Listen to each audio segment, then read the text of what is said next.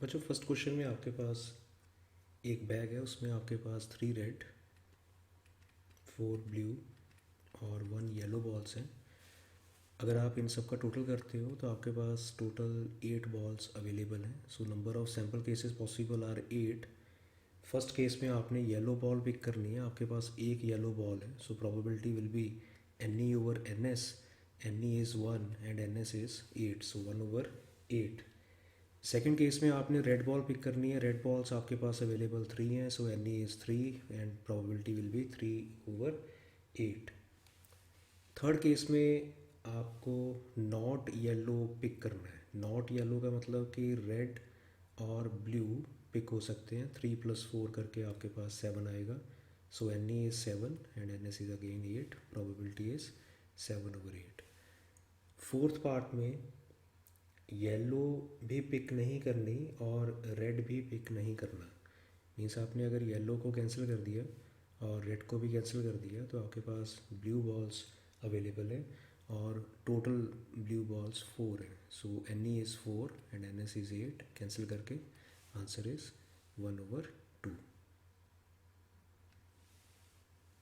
बच्चों second question में आपके पास टोटल एक डाइस को आपने रोल किया तो टोटल आपके पास 6 पॉसिबिलिटीज़ हैं। So number of sample cases possible are 6। First case में आपने 2 से बड़ा नंबर पिक करना है, so it is from 3 to 6। So number of possible cases are 4, सो NE is 4 and NS is 6, cancel करके so it is 2/3। Second case है कि आपने जो नंबर है इट इज़ लेस देन और इक्वल टू 2, मतलब 2 आ सकता है या उससे कम आ सकता है। सो प्रोबेबल सो NE या number of required events are 1 or 2, so number of required events are 2, NE is 2 and NS is 6, cancel करके आंसर इज 1 ओवर 3। बच्चों थर्ड क्वेश्चन में आपने 52 कार्ड्स में से एक कार्ड पिक करना है। So number of sample cases are 52। First case में आपने फेस कार्ड पिक करना है। आपको पता है कि हर एक सूट में 3 फेस कार्ड होते हैं, that is jack, queen and king. और आपके पास 4 सूट्स होते हैं, हर एक सूट में 3 face card and number of suits are 4, so number of face cards are 12, so it is 12/52। 4 से कैंसिल करके 3/13। थर्ड केस में आपने क्वीन पिक करनी है। सेकेंड केस में sorry, it is not a face card. 12 face card थे आपके पास और नॉट ए फेस कार्ड का मतलब कि जो 52 कार्ड्स हैं उसमें से आप फेस कार्ड्स माइनस कर दो। 52 - 12 that will be 40। So number of required events are 40, so it is 40 over 52। 4 से आप कैंसिल करोगे, so it is 10/13।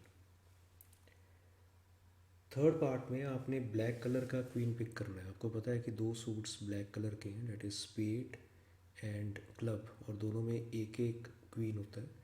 So number of required events are 2, so it is 2/52, 1/26। Fourth part में आपने card pick करना है 5 या 6।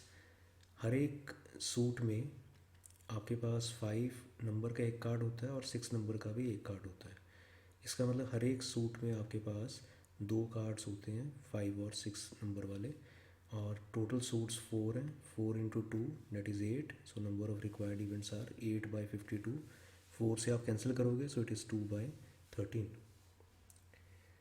फोर्थ पार्ट में आपने 8 से लेस, मतलब एक कार्ड पिक करना है जिसका नंबर 8 से लेस हो।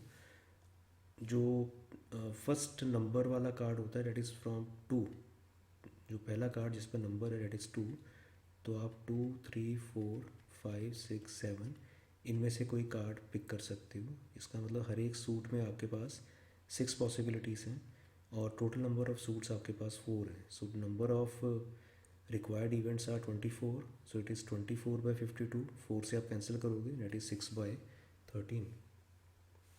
लास्ट पार्ट है कि आपने 2 और 9 के बीच में कोई नंबर सेलेक्ट करना है।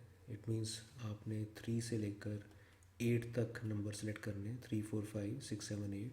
सो 6 पॉसिबिलिटीज़ हैं आपके पास और हर एक सूट में 6 पॉसिबिलिटीज़ हैं, नंबर ऑफ सूट्स अवेलेबल 4 हैं, so number of required events are 24, so it is 24/52, 4 से कैंसिल करोगे दैट इज़ 6/13।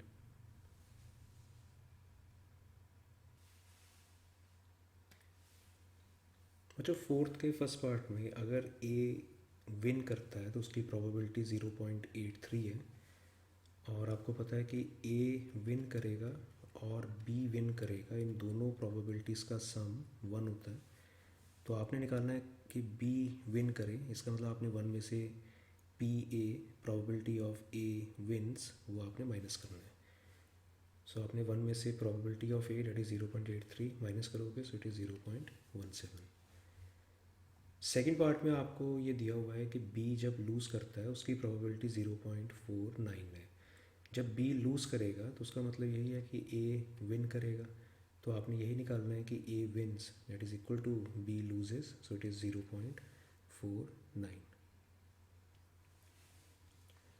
बच्चों फिफ्थ क्वेश्चन में आपके पास टोटल डेज अवेलेबल 365 है, और क्वेश्चन ये है कि आपके पास 2 स्टूडेंट्स हैं ए और बी सपोज, और इन दोनों का जो बर्थडे है वो सेम डे डिफरेंट डेज पर होना चाहिए। फर्स्ट पार्ट में सपोज़ कि ए का बर्थडे 20th जनवरी को आ रहा है, तो बी का बर्थडे 20th जनवरी को नहीं आना चाहिए।